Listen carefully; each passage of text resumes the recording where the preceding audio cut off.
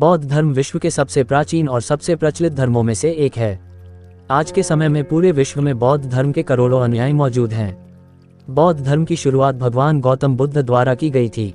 भगवान बुद्ध की हजारों लाखों प्रतिमाएं आज पूरे विश्व में प्रसिद्ध है और इनमें से कुछ यूनेस्को वर्ल्ड हेरिटेज साइट की सूची में भी शामिल है। ये सभी प्रतिमाएं अलग अलग कलाकारों द्वारा बनाई गई है, लेकिन बुद्ध की सभी मूर्तियों में एक बात कॉमन देखने को मिलती है, वह है उनके बाल। गौतम बुद्ध की हर प्रतिमा में आपको घुंघराले बाल देखने को मिल जाएंगे। लेकिन क्या आप जानते हैं, असलियत में बुद्ध के सिर पर जो हमें दिखाई देते हैं वो उनके बाल नहीं बल्कि ढेर सारे घेंगे हैं। बौद्ध धर्म के त्रिपिटक में से विनयपिटक ग्रंथ में बौद्ध भिक्षुओं के बारे में कई दिशा निर्देश दिए गए हैं। उन दिशा निर्देशों के अनुसार आत्मज्ञान की प्राप्ति के लिए आपका तन और मन बिल्कुल पवित्र होना चाहिए। अपने तन की पवित्रता के लिए ही बौद्ध भिक्षु अपने सिर का मुंडन करा लेते हैं। कहा जाता है सिद्धार्थ गौतम ने भी अपने राज्य का त्याग करते समय अपना मुंडन करा लिया था।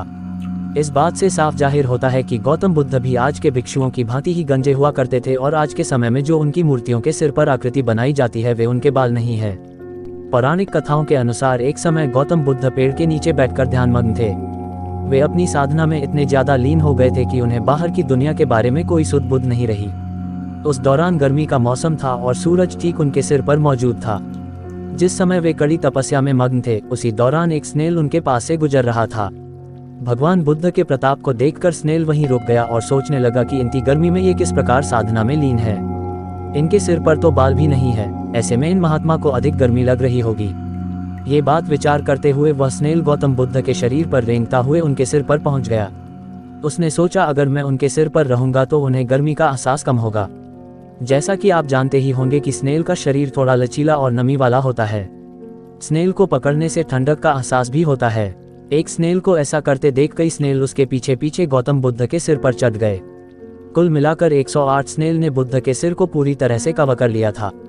भगवान बुद्ध को आत्मज्ञान की प्राप्ति में उन 108 स्नेल्स का अहम योगदान माना जाता है, जिन्होंने अपनी जान देकर उन्हें गर्मी से बचाने में मदद की थी।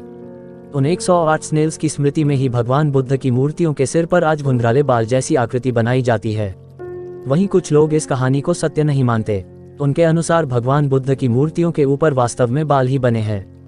वन में विहार करते समय गौतम बुद्ध के बाल बढ़ गए थे और उन्हीं बालों के साथ वे तपस्या करने लग गए थे। तपस्या करने के दौरान अधिक गर्मी से उनके सिर के बाल जल गए और वे घुंघराले आकार के हो गए। आज भी विश्व के कई गर्म इलाकों में लोगों के बाल जलकर घुंघराले हो जाते हैं। इसी आधार पर भगवान बुद्ध के बाल घुंघराले बनाए जाते हैं। ऐसी ही रोचक और रहस्यमयी शक्तियों से भरी जानकारी हम आप लोगों तक पहुंचाते रहेंगे। आप लोग ऐसे ही प्यार देते रहिएगा। साथ ही वीडियो को लाइक, शेयर और सब्सक्राइब करते रहिएगा। आप सभी का तहे दिल से धन्यवाद। जल्दी ही अगले वीडियो में रूबरू होते हैं।